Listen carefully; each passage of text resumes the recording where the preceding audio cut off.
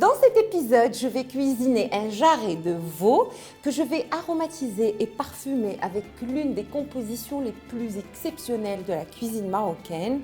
Ras el-hanout pour moi est juste une composition d'épices magiques. Elle donne un goût exceptionnel à tous les plats, à utiliser bien sûr avec beaucoup de parcimonie, surtout s'il s'agit d'une composition de ras el-hanout forte et soigneusement choisie.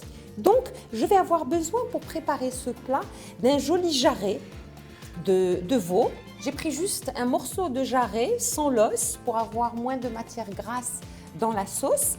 Je vais avoir besoin bien sûr de ras el-hanout, d'amandes mondées et dorées au four, de miel, d'ail, de raisins secs, de sel et d'un mélange d'huile d'olive et d'huile de tournesol. Et bien sûr, je vais avoir besoin d'eau pour cuire le jarret de veau. La préparation de ce plat est très facile.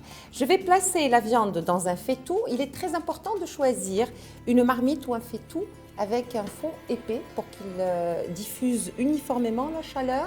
Comme la cuisson va se faire à feu très doux pour qu'on puisse avoir une viande fondante et bien parfumée et qu'on va rajouter du miel pour que tout cela n'attache pas, il faut choisir une bonne marmite. Donc je rajouterai les gousses d'ail entières, le sel, ras el-hanout, les huiles et l'eau. Je vais laisser tout ça cuire.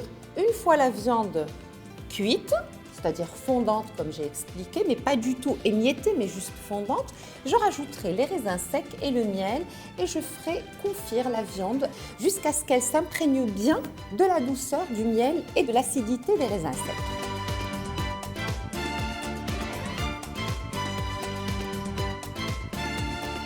Alors pour ras el-hanout, j'ai l'équivalent de 750 g de viande. Je vais l'assaisonner avec la moitié d'une cuillère à thé de ras el-hanout.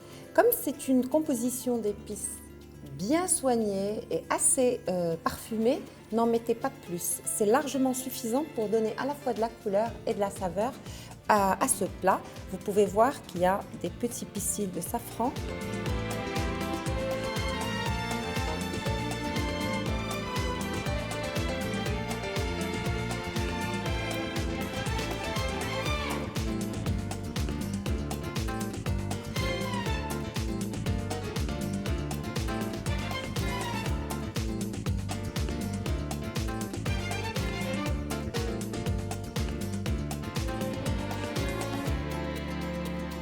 Je vais couvrir la marmite et je vais laisser cuire la viande à feu doux. C'est-à-dire au départ, je mets le feu assez vif, le temps d'arriver à ébullition.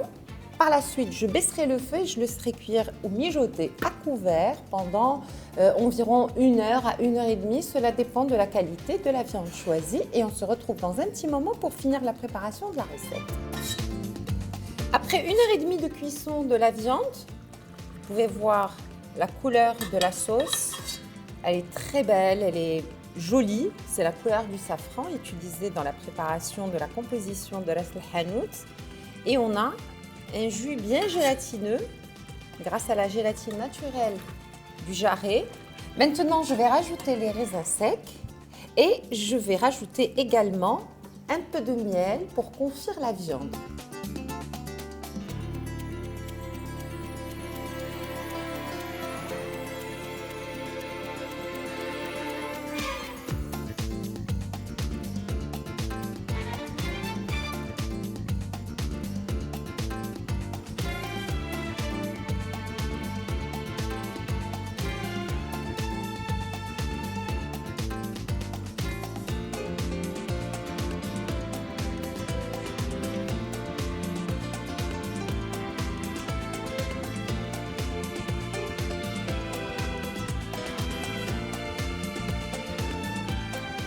Une recette très facile et délicieuse, mais pour la réussir, tout le secret réside dans la cuisson. Il faut que la cuisson se fasse, et je le rappelle, à feu très doux. N'hésitez pas, après l'incorporation du miel et des raisins secs, de prendre régulièrement un petit peu de jus de cuisson et d'en napper la viande pour qu'elle s'imprègne bien de toutes ces saveurs et de douceur du miel.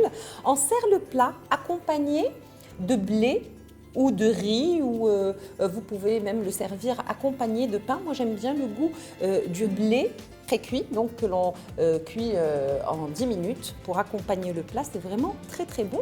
Donc comme vous avez pu le voir, j'ai dressé la viande, je l'ai nappée de sauce et je l'ai décorée d'amandes mondées et grillées au four. Je vous souhaite un excellent appétit. Je vous dis à très vite avec de nouvelles recettes. Au revoir.